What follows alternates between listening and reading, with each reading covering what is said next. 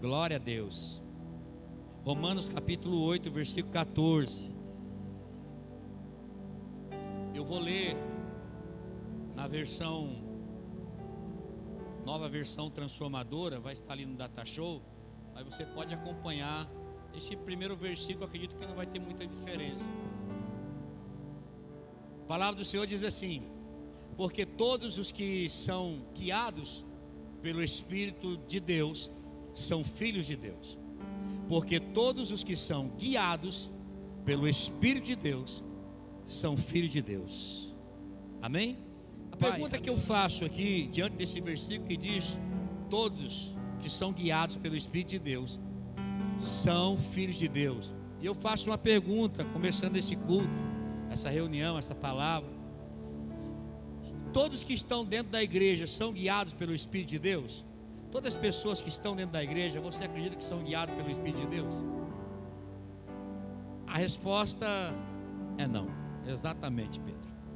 Infelizmente, todos não são guiados. Nem todos são guiados pelo Espírito de Deus. Mas observe que, ainda que pareça contraditório, o que o apóstolo Paulo está dizendo aqui é que todos os que são guiados pelo Espírito de Deus são filhos de Deus. A Bíblia vai dizer, no mesmo capítulo de Romanos, no versículo 16, que o seu Espírito confirma, o Espírito Santo confirma a nosso Espírito que nós somos filhos de Deus. Espera aí, pastor, se o Espírito Santo de Deus me confirma que eu sou filho de Deus, e Paulo está dizendo que todos são guiados pelo Espírito de Deus, o senhor fala que nem todos da igreja são guiados pelo Espírito de Deus, como o senhor explica isso? Eu vou explicar.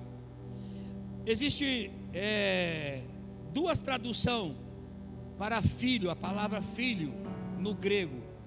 A Bíblia ela foi escrita no grego, e você sabe, a tradução dela é grega.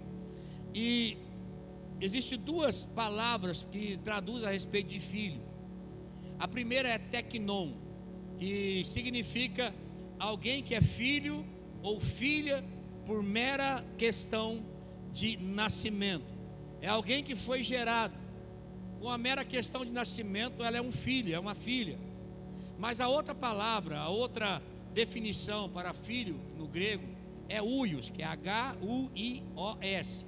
Huios, o que quer dizer? Huios tem a ver com alguém que pode ser qualificado ou identificado como filho, porque ele demonstra o caráter dos seus pais.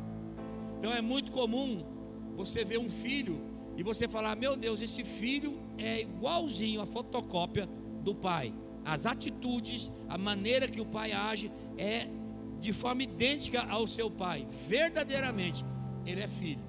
Esse aí não dá nem para falar que não é filho, né? Então esse é o filho, o huios, é aquilo que a Bíblia chama de huios, alguém que pelo caráter se identifica com o pai. Teknon fala de um filho que ainda é imaturo, que não conseguiu a maturidade de Deus. Huios está relacionado a um filho maduro na fé, alguém que foi tratado e expressa exatamente o caráter de Deus, né? O caráter do Pai, de Deus Pai, sobre a sua vida e a sua caminhada. Então você vai ver duas classes de pessoas dentro da igreja: os teknon, que são filhos, foram gerados pela graça, mas não alcançaram ainda a maturidade de Deus, são imaturos. E tem os huios, que foram alcançados pela graça, mas que expressam e foram tratados por Deus, alcançaram um lugar de maturidade, e essa maturidade expressa exatamente o caráter de Deus. Talvez você conheça um crente, ou talvez você seja esse crente, que as pessoas olham para você, ou você olha para essa pessoa e você fala assim: realmente essa pessoa é uma pessoa de caráter, é uma pessoa que tem uma vida muito reta, uma pessoa que se desvia do caminho do mal, uma pessoa que demonstra o caráter de Deus. Esse é um huios, alguém que é maduro na fé. A maturidade, irmãos, não tem a ver com a idade. Existem pessoas com 20 anos de idade que alcançaram a maturidade espiritual, e existem pessoas com 70, com 80, 60 que ainda são imaturos na fé, que ainda não amadureceram na fé, não amadureceram na caminhada de Deus. Olha só, Jesus, ele chega e fala a respeito de uma maneira de como Deus trabalha, de como Deus trata, e leva-nos a esse lugar de maturidade. Mateus, no capítulo 5, no versículo 44, Jesus ele diz assim: eu, porém, vos digo, ame os seus inimigos. Olha só Jesus falando, ame os seus inimigos e orem por aqueles que vos perseguem. É fácil fazer isso? Orar pelo meu inimigo e abençoar o meu inimigo e orar para aquele que me persegue?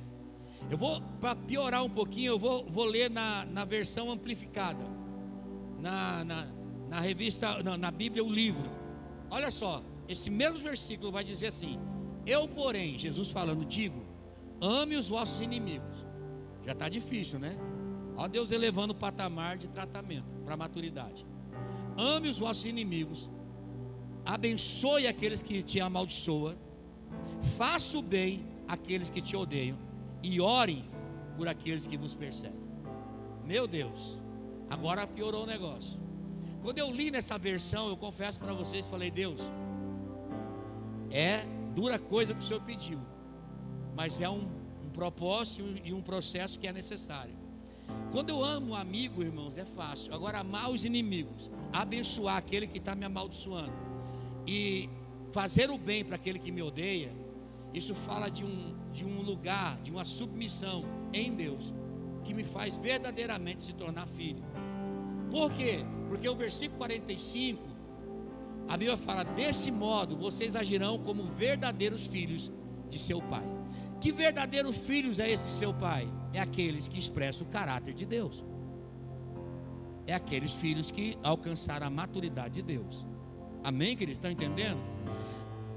Se vocês fizerem assim, vocês procederem assim, vocês serão verdadeiros filhos do vosso Deus, do vosso Pai que está no céu. Aí ele termina, porque ele faz brilhar o sol tanto sobre os maus, como também sobre os bons, e manda a chuva cair tanto sobre o justo como o injusto. Ou seja, irmãos, todos nós fomos alcançados pela graça de Deus, e pela graça somos salvos. Efésios capítulo 2, versículo 8 diz, pela graça sois salvos, isso não vem de vós, é dom de Deus. Eu fui alcançado pela graça. Agora, o fato de eu ser alcançado pela graça não me faz maduro na fé. O que me faz maduro na fé é eu passar por esse trabalhar de Deus, por esse processo de Deus. Ou seja, Jesus está dizendo, quando você começar a viver assim, neste processo, você vai se tornar como o seu pai. Quando nós começamos a submeter à vontade de Deus, a amar os nossos inimigos, a abençoar aquele que nos está nos amaldiçoando, quando nós começamos a fazer o bem para aquele que nos odeia, Jesus está dizendo, quando você orar por aqueles que estão te perseguindo, então você está fazendo a vontade do seu pai, e fazendo a vontade do seu pai, você se torna um filho maduro. Quando nós olhamos assim, falamos assim, meu Deus. Mas esse é o processo de Deus, é nos fazer maduros, amém, irmãos? É fazer com que nós entramos nesse lugar de renúncia. Então, uma das formas de nós crescermos espiritualmente falando, nós tornarmos maduro, é saber lidar com as situações adversas, é saber lidar com situações difíceis que nos fazem muitas vezes sofrer. O sofrer aqui, irmãos, Deus é um Deus Pai que nos ama como eu sou pai.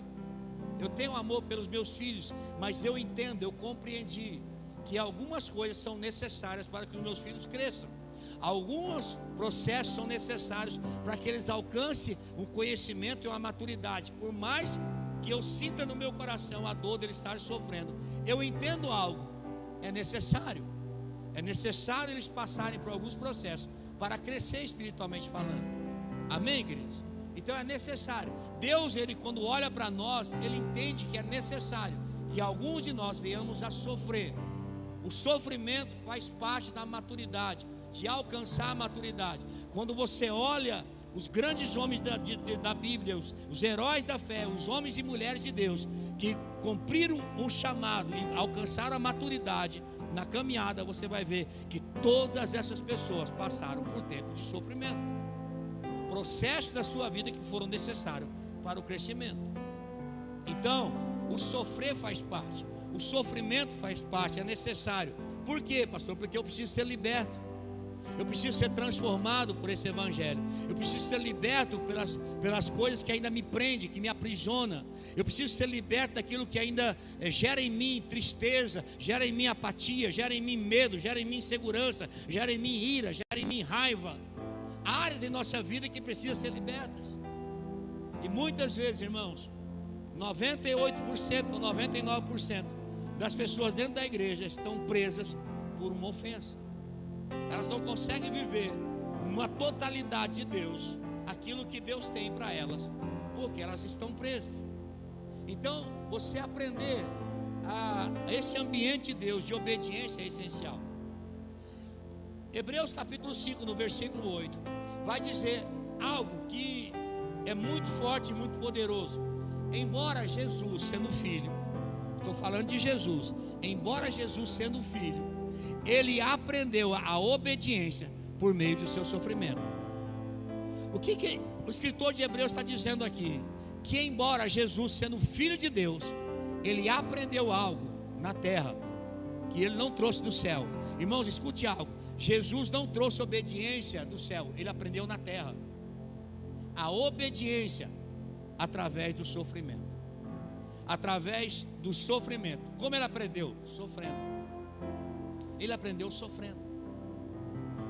Esses tempos atrás, no início do ano, eu comecei uma série falando sobre as cartas de Pedro. Pedro, ele entendeu exatamente a forma como lidar com essas situações difíceis, a forma como lidar com esses tratamentos injustos, a forma como lidar quando eu sou maltratado, a forma como lidar quando eu sou ofendido em uma determinada situação, a forma como lidar quando eu sou abatido e a tristeza quer invadir a minha alma, a decepção vem, e a forma como eu lido com isso. Pedro vai nos ensinar uma maneira e uma chave muito importante para nós, porque, irmãos, há um lugar em Deus.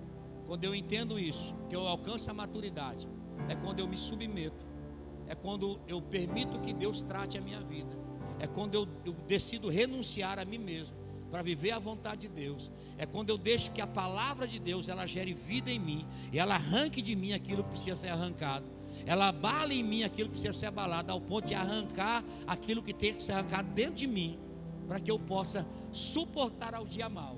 E quando eu receber um mal, não tratar mal com mal, mas tratar o mal com bem. É exatamente isso que Pedro vai nos ensinar aqui. A primeira carta de Pedro, no capítulo 2, no versículo 19, olha só o que o apóstolo Pedro diz. Quantos querem agradar a Deus? Amém? Glória a Deus. Então é para mim e para vocês. Pedro está dizendo assim: porque Deus se agrada de vocês. Quando? Espera aí, Deus se agrada de mim, pastor? Sim. Quando que Deus se agrada? Pedro responde: quando vocês, conscientes da verdade, suportam com paciência o tratamento injusto. É quando aquela injustiça vem contra a sua vida, Jandira, aí você fala: eu decido agradar a Deus, e eu não vou deixar essa injustiça invadir a minha alma e mirar. Eu não vou fazer nada, eu vou descansar em Deus, porque o propósito é agradar o meu Deus. Porque, irmãos, quando as coisas acontecem por consequência sua, tudo bem. Agora, quando a injustiça vem, Pedro está dizendo: você consegue agradar a Deus quando você, consciente da verdade da palavra de Deus, dessa verdade, você decide suportar com paciência o tratamento injusto. Aí no 20 ele fala: claro que não há mérito algum em ser paciente quando sou açoitados por terem feito o mal, mas se sofrem por terem feito o bem e suportam com paciência, Deus se agrada de vocês. Uau, isso aqui é muito forte. Há dois tipos de perseguições, há dois tipos de injustiça: a auto-infligida, que fala a despeito de nós fazemos aquilo que é errado, e Deus, por uma autoridade sobre nossa vida, alguém sobre nossa vida, alguma situação sobre nossa vida, para o único propósito: nos tratar, nos libertar, nos treinar e também nos disciplinar. É quando eu entro com uma atitude errada nesse processo que Deus, Ele precisa tratar algo na minha vida. Então Deus, Ele é pedagógico, Ele vai me punir, Ele vai tratar, Ele vai disciplinar, para que eu possa aprender com o tratamento de Deus. Como eu me livro dessa perseguição, pastor? Adquirindo sabedoria e também mudando o meu comportamento, ou seja, me submetendo a essa vontade, me submetendo à vontade de Deus sobre a minha vida. Amém, irmãos? O segundo tipo de perseguição que Pedro está dizendo aqui, que eu aprendo, é por causa da injustiça. É aquilo que você não fez nada de errado, aliás, você só fez o que é certo. Você agiu certo, você anda de forma certa, porém você é perseguido por causa do evangelho. E essa perseguição, ela vem por causa da justiça de Deus sobre a sua vida. E você é perseguido injustamente. Deus diz: se você suporta todas essas duas com paciência, o tratamento injusto, você vai agradar o coração de Deus.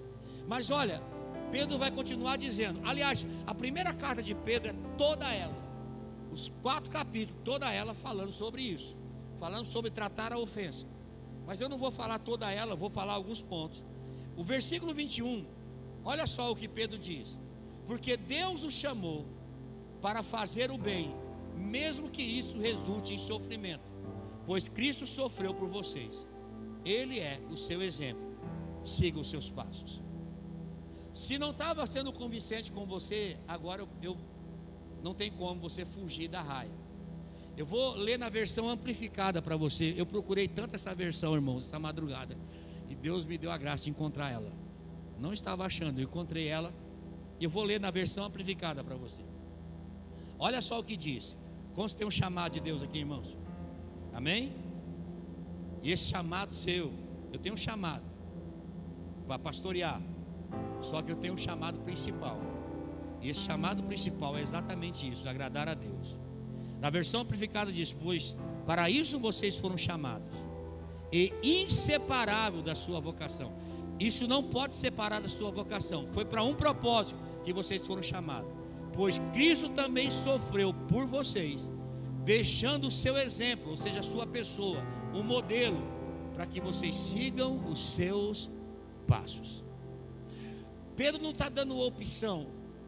A Bíblia não está falando: olha, você pensa bem se você quer seguir. Deus está dizendo: você quer agradar a Deus? Você quer servir uma vida, quer viver uma vida que agrade o Senhor? Você precisa seguir os passos do maior exemplo para você, que é de Jesus. Você entende que você vai compreender nessa noite que a grande armadilha de Satanás é isso, irmãos: é trazer ofensa, é paralisar a minha vida e a sua com ofensa. Quando ele consegue isso, ele consegue todo o êxito espiritual sobre a vida do cristão. Ele não prospera espiritualmente, não prospera financeiramente, ele não prospera emocionalmente, ele não prospera familiarmente. As coisas travam na vida dele. É muito sério isso. E o Senhor está dizendo aqui na sua palavra que nós temos um modelo para seguir. O modelo é Cristo. Amém? Olha só o que diz o 22: o qual não cometeu pecado, nem dolo algum se achou na sua boca. Cristo, ele submeteu e ele sofreu, deixando o maior exemplo para mim e para você. E a Bíblia diz que ele não cometeu pecado algum e nem dolo algum. Por que ele não cometeu? Porque ele aprendeu a obediência na terra. Ele aprendeu a obediência na terra, e ele sofreu por essa obediência. Ele aprendeu na obediência a submeter à vontade de Deus. Ele não viveu a sua própria vontade. O Cristo homem, ele aprendeu a obediência na terra. Por que ele não aprendeu a obediência no céu? Porque lá é Deus. Ele era parte da Trindade. Amém, queridos? Olha o que diz, a chave está no 23, no versículo 23. Diz assim: pois ele, quando insultado, nem ameaçou se vingar-se quando sofreu, mas deixou o seu caso nas mãos de Deus, que sempre julga com a justiça. Pastor, aonde está a chave? Tudo o que ele sentia, tudo o que ele sofria, sabe o que ele fazia? Ele entregava nas mãos de Deus. Mas ele não entregava assim nas mãos de Deus. Tá bom, Senhor, eu entrego o Júlio nas suas mãos. Eu entrego nas suas mãos. Ele me caluniou, ele falou mal de mim. Está nas suas mãos. Faça a tua obra, Senhor. Põe a sua mão. Deus, mostra para ele que eu estou certo. Ó, entregado. Deus, o Senhor sabe que eu estou sendo correto. Deus, que ele enxergue isso. Nem que ele sofra, Senhor. Aí você começa já, né? Isso é entregar nas mãos de Deus? Não. Jesus não ficou lá, Senhor, desça o fogo do céu e mata eles, Pai. Eu não fiz nada que é de errado. Mas Jesus, quando ele foi ofendido, a Bíblia vai dizer, aqui para mim e para você, que ele entregou tudo nas mãos de Deus. Ele estava dizendo: a minha vontade é péssima, é ruim, é maligna. A minha vontade, ela não serve para nada. Eu tenho vontade de fazer a minha justiça, mas eu não faço, porque a minha vontade não é boa. Mas Ele é o justo juiz, Ele sabe o que é melhor para mim. Amém, irmãos? Aleluia. Quer ver um lugar bom para você ser tratado? Casamento. A vontade de matar o cônjuge não dá, irmãos? Dá. Sabe qual é o grande problema? A religião, ela colocou um conceito e um peso sobre as pessoas que elas não podem irar. Você pode irar, você só não pode botar o sol sobre a sua ira. Ah, então tá bom, pastor, eu oro, eu iro até o sol se pôr. Não é esse sol que você está falando, está vendo aqui não com seus olhos, irmão. O sol que a Bíblia fala não é o sol que você vê todo dia nascendo e se pondo. O sol que a Bíblia fala é o sol da justiça. É Cristo na minha vida, é Cristo na sua vida. Ele está dizendo: a sua ira não pode exceder a vontade de Cristo sobre a sua vida. Senhor, eu quero fazer a oração do desabafo. Eu estou com raiva. Senhor, eu quero acabar com ele. Eu quero acabar com ela. Mas Senhor, eu sei que a minha vontade é ruim. Eu sei que a minha vontade o Senhor não vai fazer. Então não faça a minha vontade, faça a sua vontade. Lembra de Jesus no Getsemane? Senhor, se for possível, me livra daqui. Vou traduzir para você. Me tira dessa emboscada. Se for possível, se tiver uma fórmula, que eu não passe por tudo isso, que aconteça antes, todo mundo se arrependa antes, se for possível. Mas se não for, essa é a minha vontade, Deus. É Jesus orando, irmão. A oração de desabafo nele no Getsemane. Não faça a minha, mas faça a sua vontade. Cristo aprendeu com obediência dessa forma. Sabe qual é o problema? É que nós até colocamos na mão de Deus, só que dentro de nós eu fico assim: cara, eu estou com uma raiva. Dentro de mim, eu não estou falando, eu estou pensando. Imagina eu pensando, meu pensamento falando: eu estou com a raiva novinha do Robson. Cara, eu combino uma coisa que esse menino ele não faz. Eu peço, ele não faz. Senhor, tem misericórdia. Deus do céu. Eu não falei nada para ele. Eu passei e falei: ih, Robinho, na bênção? Glória a Deus, te amo. Mas eu viro as costas, eu estou aqui, Senhor. Ai, Deus, é difícil. Ah, pastor, mas você está pensando. Pois é, Salmo 139 vai dizer que Ele nos sonda e nos conhece. Deus conhece o meu levantar e o meu deitar. A Bíblia diz que Ele conhece e sonda todos os meus pensamentos.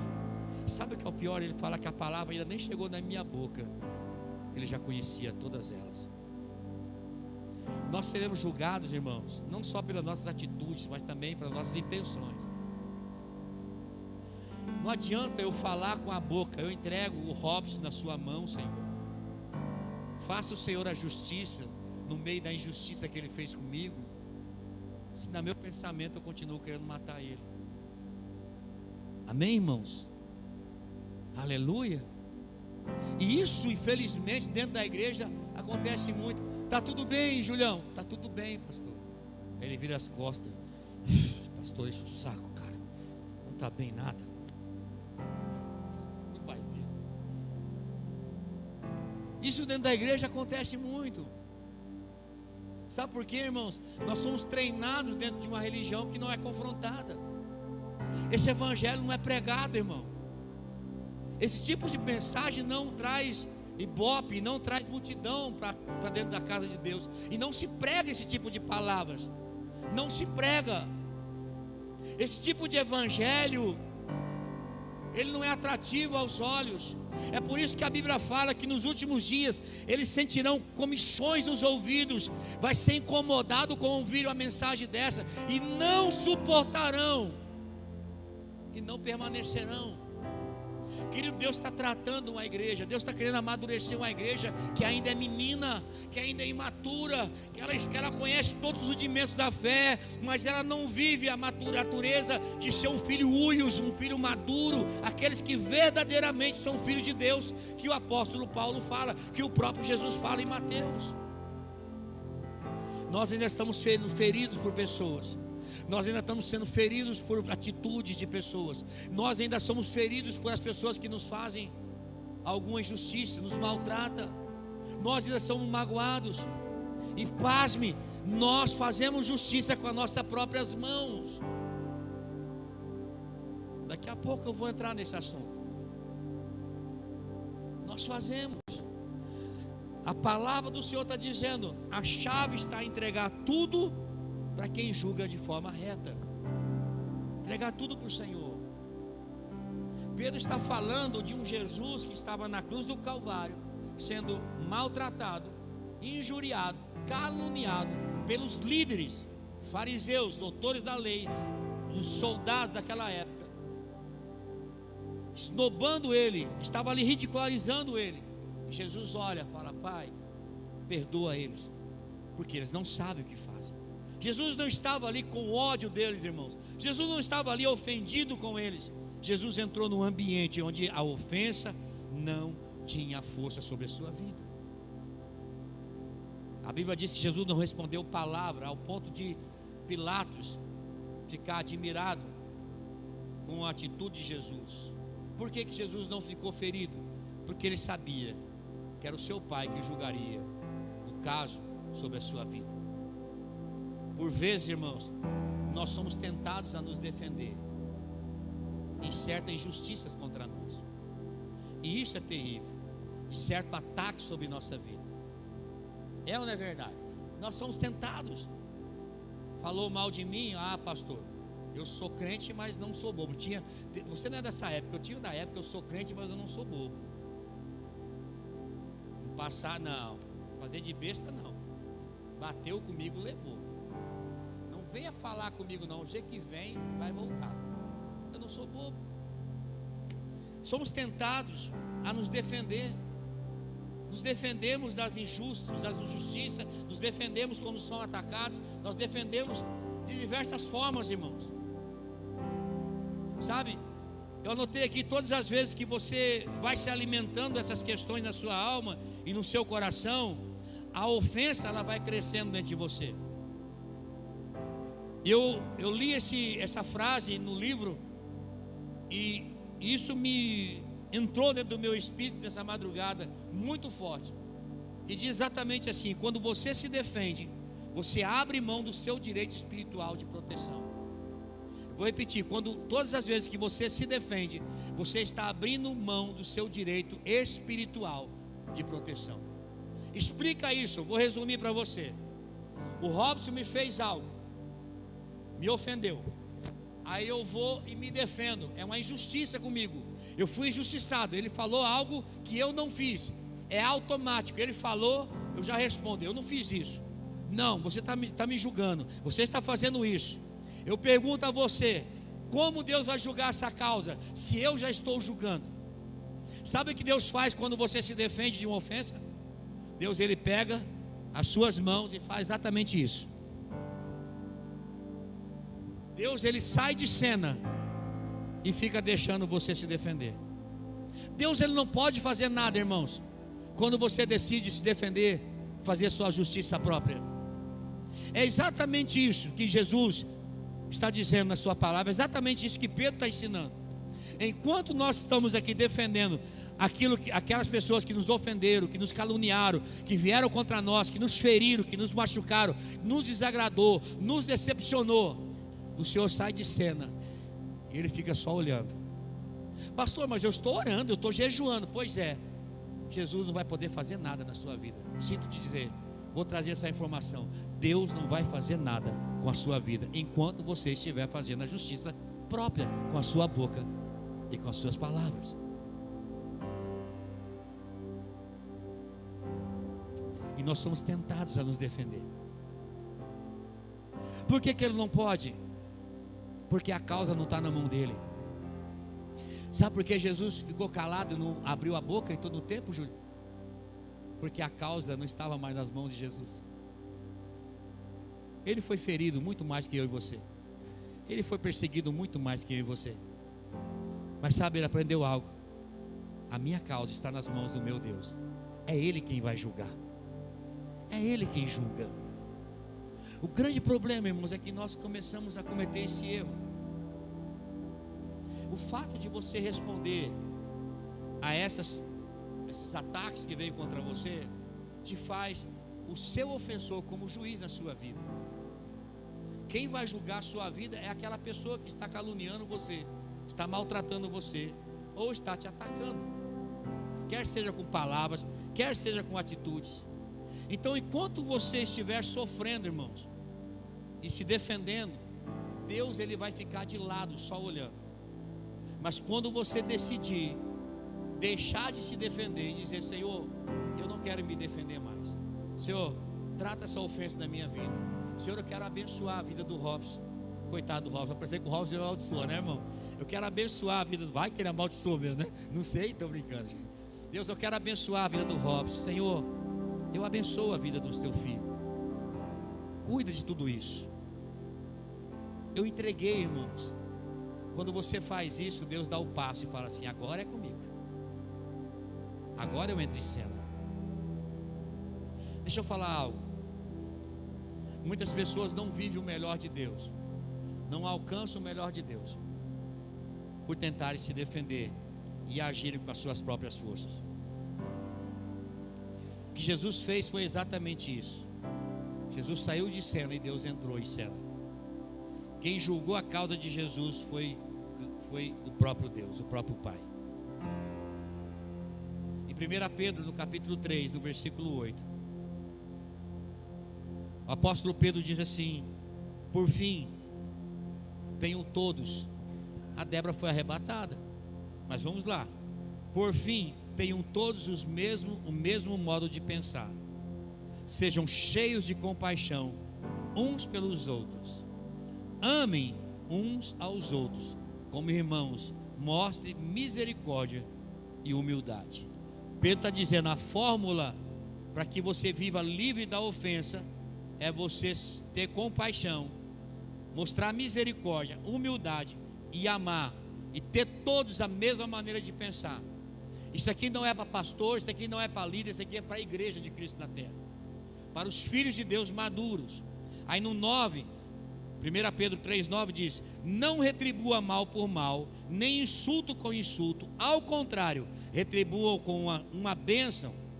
Foi para isso que vocês foram chamados, e a bênção lhe será concedida. Uau, isso aqui é tremendo.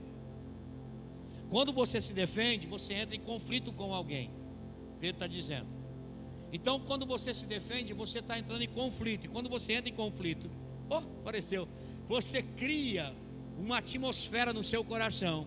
E essa atmosfera gera uma condição no seu coração que faz de você o candidato perfeito, uma candidata perfeita a estar ofendida. Todas as vezes que você se defende de algo, quer seja atacado, quer seja por uma injúria, quer seja por algo que tirou você do sério, você é uma séria candidata, um sério candidato a ser ofendido. Pastor, mas a ofensa é mal? Não, se você tratar ela. Jesus fala: nós seremos ofendidos, é inevitável. Todos vocês, nos últimos dias, esse é o sinal da vinda de Jesus. Hoje a igreja ela é ofendida todos os dias. Porém, você não pode deixar que essa ofensa ela perpetue no seu coração. Amém, irmãos? A ofensa, eu fico triste com algumas coisas, eu fico magoado com algumas coisas me ferem, porém ela não pode perpetuar. Eu preciso tratar isso e continuar rompendo, porque senão, irmãos, essas feridas vai me paralisando, e eu vou me enfraquecendo na fé. E pior é que a palavra está dizendo: quando você for insultado, você precisa retribuir com bênção. Amém, querido? O pior é que as pessoas não retribuem com bênção. Eu preciso abençoar aqueles que me maltrataram. Por quê? Porque foi para isso que vocês foram chamados. Não é a minha palavra, é a palavra de Deus. Eu e você fomos chamados para abençoar, não para amaldiçoar. Ok? Diga, esse é o meu chamado. Diga assim, esse é o meu chamado. Abençoar. Amém, irmãos? Então, esse é o nosso chamado, não tem como. Agora, por que Deus me chamou para isso? Porque Ele quer me abençoar. A bênção de Deus, ela é concedida a nós quando nós entramos nessa esfera de submissão, de obediência. Agora aqui está a chave. Você quer ser abençoado financeiramente? Quer ser abençoado familiarmente, espiritualmente, emocionalmente? A bênção está em você não dar lugar à ofensa, a você tratar a ferida com maturidade e entrar no lugar de submissão a Deus. A grande chave para a bênção, irmãos, está na obediência. Está na obediência. Amém, queridos? Aleluia. Essa é a grande chave. Você já parou para pensar numa coisa? Eu parei para pensar quando eu estava meditando nessa mensagem.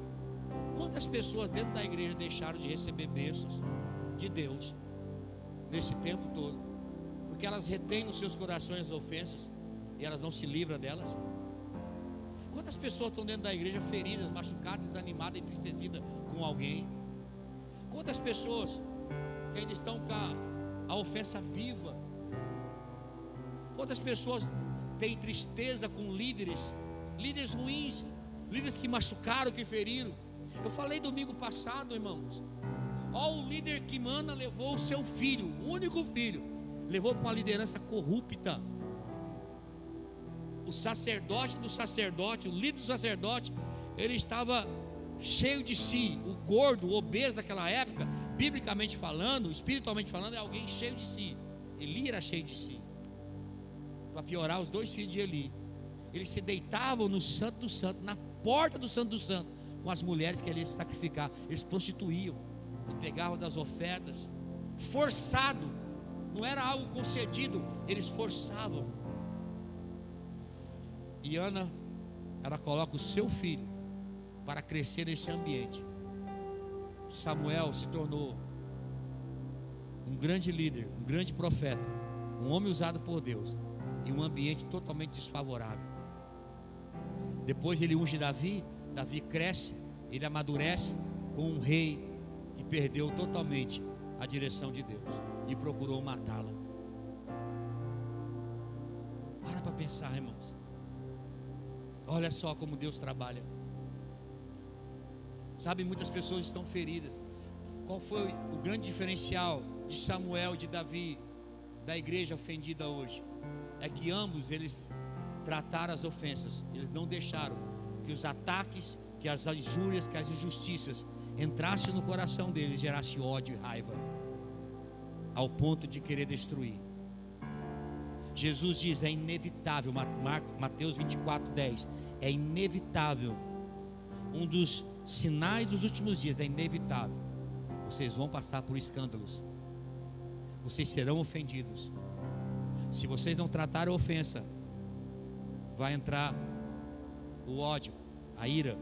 Se você não tratar a ira, vai ir a traição, e se a traição não foi tratada, gerará morte. Os grandes homens de Deus, você pega José, eu falei aqui, seus irmãos ouviram um sonho, eles sentiram raiva, eles foram ofendidos, a ofensa não foi tratada nos irmãos de José, eles sentiram o ódio de José, e eles tramaram matar José, eles queriam matar José, mas eles vendem José como escravo, eles traem a confiança de José. Terrível. Caim se sentiu ofendido, porque a oferta de Abel foi aceita e dele não. Ele se sentiu ofendido. A ofensa gerou ira, e a ira gerou traição. Ele matou Abel. Saul se sentiu ofendido quando Davi, ele ouviu aquela canção que Davi matou 10 milhares e Saul apenas milhares. A ofensa entrou dentro dele, gerou em ciúmes, os ciúmes ódio, o ódio gerou traição, traiu a confiança de Davi, e ele tentou matar Davi, procurar matar. Os homens de Deus, Eles sofreram as ofensas. Jesus está dizendo: os sinais dos últimos dias será a ofensa. E a igreja precisa estar preparada para estar atrás dessas ofensas. Você está comigo, irmãos? Amém? Então eu não posso viver fazendo justiça própria, porque quando eu faço a justiça própria, eu deixo de ser abençoado por Deus, eu deixo de ser abençoado pelo Senhor. É você quem decide, irmãos, fazer do jeito de Deus ou do seu jeito. É você quem decide. Deus, ele não pode decidir por você, eu não posso decidir por você. Nessa noite, depois que eu entregar essa palavra, você vai decidir. Ou você faz do seu jeito, como você acha, ou você vai fazer do jeito de Deus. Nós seremos julgados por aquilo que nós sabemos e conhecemos. Amém, queridos? Amém, irmãos? Paulo falou isso lá em Romanos, para não tratar mal com mal, e Pedro está dizendo a mesma coisa.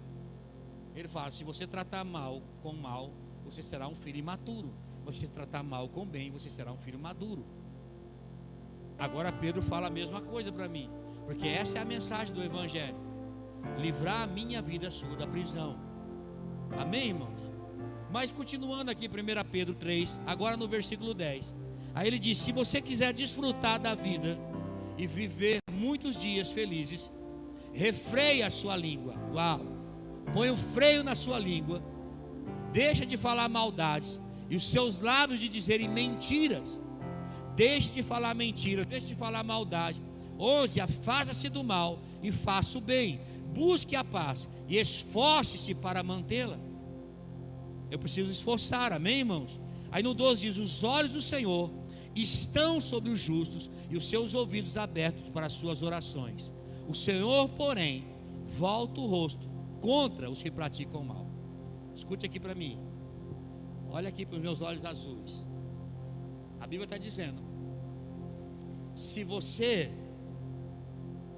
fizer o que é certo, se você fizer aquilo que agrada a Deus, se você fizer aquilo que o Senhor está dizendo aqui, as suas orações, Deus está atento a cada uma delas. Agora não adianta você não fazer nada disso que Deus está falando aqui. A Bíblia diz que Ele vai virar o rosto. Pastor, mas eu vou para o monte, eu vou jejuar. Pastor, eu vou fazer campanha. Pois é, se você não mudar a atitude, não tem como. Pastor, mas se o senhor orar por mim? Pois é, irmãos, é uma questão pessoal. Não tem como. Pode vir aqui o melhor pregador, o melhor ungido e orar por você. Se a sua conduta não for como um filho maduro, alguém transformado, Deus não vai poder fazer, irmãos. Você entende porque algumas coisas Deus não faz? Agora entenda, o versículo 13 é tremendo. Ele fala: quem é que desejará lhe fazer mal, se vocês se dedicarem a fazer o bem? Sabe o que Deus está dizendo, Pedro? Se você decidir hoje a fazer o que é certo, quem pode fazer o que é mal para você? Quem pode te ferir? Ninguém. Deixa eu contar um testemunho meu. Logo quando eu comecei a igreja, Marcela foi uma das primeiras membros minhas. Marcela é velha, irmão. Minha primeira membro, meu Deus. Sabe, queridos, tinha pessoas que me abraçavam, dava tapinha nas costas, né, Marcela? Mais atrás, irmão, virava as costas. Renata era calificada de faca. Fazia fofoca, picuinha, falava mal do pastor, falava mal da família. E eu ficava ofendido, aquilo ia me entristecendo, me irando, Júlio. Até que um dia Deus ministrou isso na minha vida. O Senhor foi muito claro comigo a respeito dessa passagem. E Deus disse: se você fizer o que é certo, filho, ninguém vai conseguir te ferir. E eu entrei nesse ambiente de restauração em Deus. Hoje eu sei que tem pessoas que falam mal de mim, ou apunhalam a faca. Mas sabe o que é o lindo? Eu consigo amar aquelas pessoas que me apunhalavam. Eu consigo abraçar, amá-las e sentir o mesmo sentimento que eu sentia do início. Porque, irmãos, quando você está pronto a dar tudo, se alguém te roubar um pouco, não vai te ferir. Quer que eu dou exemplo? Quando você está pronto a dar camisa, calça e sapato, se alguém roubar o seu cinto, isso não vai ferir você. O que Jesus está dizendo é exatamente isso. Jesus veio para dar vida por nós. Agora falar mal dele, amaldiçoar ele, falar que ele é um Beelzebu, falar que ele era filho do demônio, falar que ele expulsava no nome de Beelzebu, irmãos, isso não feria Jesus. Jesus, ele veio para dar tudo por nós, pela humanidade, inclusive para esses que xingaram ele, esses que injuriaram ele. Jesus foi por esse que ele morreu e amou. O propósito também era por esses. Sabe, entrar nesse lugar de restauração, de cura, transformação genuína. Deus está dizendo, se você entender isso, ninguém vai te ferir mais. Você entrou na condição de filho maduro, as pessoas não vão te ferir mais. Irmãos, eu tenho comunhão intensa com a minha amada esposa. Não é só alegria, eu sou bonzinho, mas irmão, eu sou, tô brincando, eu sou ruim também. Mas sabe o que é o maravilhoso? É que a gente entrou num lugar de maturidade. De maturidade. Eu não largo de você, você não larga de mim. Vamos viver o resto da vida juntos, nos amando. Resolvemos as questões. Não estou ofendido, não estou machucado. A cura. Amém, irmãos? Está entregue nas mãos do Senhor. Ele é o cordão de 3 dobras. E o cordão de 3 dobras não se arrebenta. É Ele quem julga. Aleluia, querido. A igreja, quem julga aquilo que fala ou que deixam de fazer é Deus. Não sou eu, irmãos. Eu não posso. Então essa palavra falou muito ao meu coração. E ela martela todos os dias. Eu não posso entrar num lugar de juiz, porque quando eu entro para me defender, Deus sai de cena. Mas quando eu saio de cena, Deus entra em cena. Sabe qual é o problema nosso? A síndrome do Jonas. Me dá 2 minutinhos para mim terminar. A síndrome do Jonas. Vamos me dar 2 minutos aí. 2, 4, 6, 8. Já deu mão. Deu mais de 10. Jonas falou assim: eu não vou pregar em Nínive. Deus vai? Não, não vou. Sabe por que Jonas falou que não vou? Jonas falou assim: eu não vou porque eu conheço o Senhor. O Senhor é coração mole. Eu estou traduzindo o livro de Jonas. O Senhor é coração mole. Se aquele povo se arrepender, o Senhor vai e perdoa. Eu tenho ódio daquele povo, Deus. Deixa eu falar, eu fui ofendido por aquele povo. A ofensa entrou dentro de mim. Eu fui ferido. A minha geração, o meu povo, meus pais morreram. Aquele povo matou os meus pais. Você está entendendo, Deus? Agora você quer que eu vou lá pregar?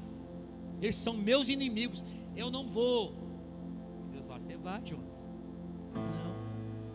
Aí ele pega para Tarsis e veio para Nínive, né? Você conhece a história? Vai para a boca do peixe, fica 3 dias na boca do peixe, o peixe vomita ele na praia, e Deus fala: vai, Jonas. Você imagina Jonas agora. Eu vou, mas eu conheço esse Deus. Aí ele prega juízo, irmão. Ele caminha 3 dias em Nínive e prega juízo. Ele termina de pregar, ele sobe a montanha, ele senta debaixo de um pé de zimbro. Ele senta ali numa baboreira. Tem a tradução que fala baboreira. Ele senta ali e ele fala: agora eu vou torcer do profundo do meu coração para que eles não se arrependam, porque eu quero ver a desgraça. Eu quero ver Deus botando a mão, pesando, e eu vou cantar aquele louvor: quem me viu passar na prova e não me ajudou, quando vê você na bênção vai se arrepender.